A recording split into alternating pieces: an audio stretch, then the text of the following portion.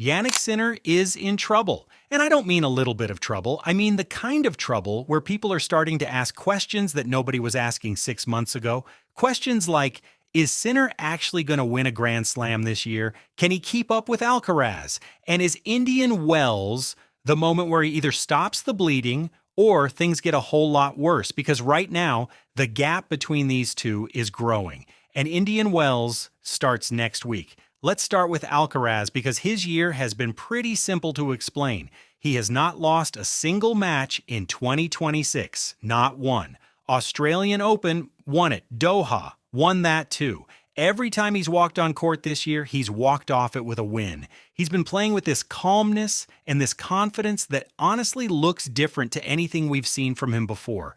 Like he's finally figured something out that was missing before. He's winning finals. He's not having bad days. He's not losing to players he shouldn't be losing to. The version of Alcaraz that people used to criticize for being inconsistent has completely disappeared, and what's replaced it is something that looks genuinely scary for the rest of the tour. Now let's talk about Sinner, because it's a very different story. Sinner's 2026 has been bad, and I say that as someone who thinks Sinner is one of the two best players in the world.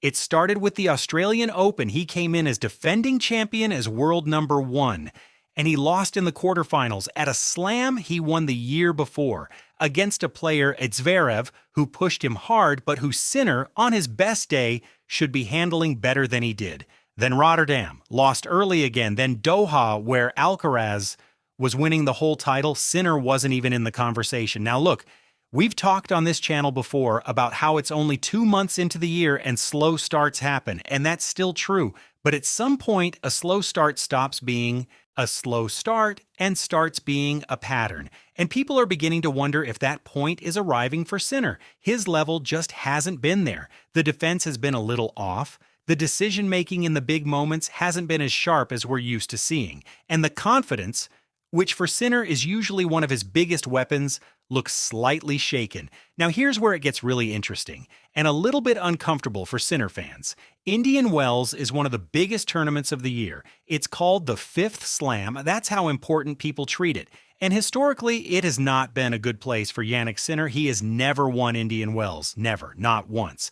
His best result there is a quarterfinal. For a player of his level, for the world number 1, that's a surprising stat. It's a tournament that just hasn't clicked for him. And now guess who has won Indian Wells? Twice. Alcaraz. 2 titles. On a court that suits his game. In conditions he loves. In front of a crowd that absolutely adores watching him play. He is comfortable there in a way that Sinner simply hasn't been yet. So you've got Sinner coming in on the back of his worst stretch in a long time. Going to a tournament he's never won. Facing a player who has won it twice and hasn't lost a match all year. That's a tough situation.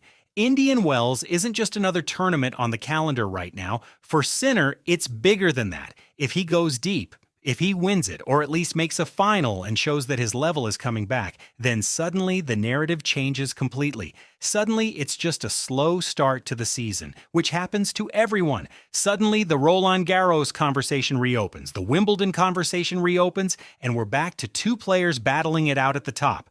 But if he goes out early again, if Alcaraz wins a 3rd Indian Wells title while Sinner exits in the 2nd round or the quarterfinals again, that's going to be a very loud conversation, the kind that's hard to quiet down. The pressure is almost entirely on Sinner right now, and he knows it. Here's where I land on all of this. I still believe in Sinner. I think he's too good, too mentally strong, and too experienced to stay in this form for much longer. Last year he won 2 Grand Slams. He almost beat Alcaraz at Roland Garros on Alcaraz's best surface, and he won the ATP Finals. That player doesn't disappear. But Indian Wells is coming. And for the first time in a long time, Jannik Sinner really truly needs a result. Because Alcaraz is not slowing down. And the clock is ticking. Who do you think will win on Indian Wells? I read you in the comments.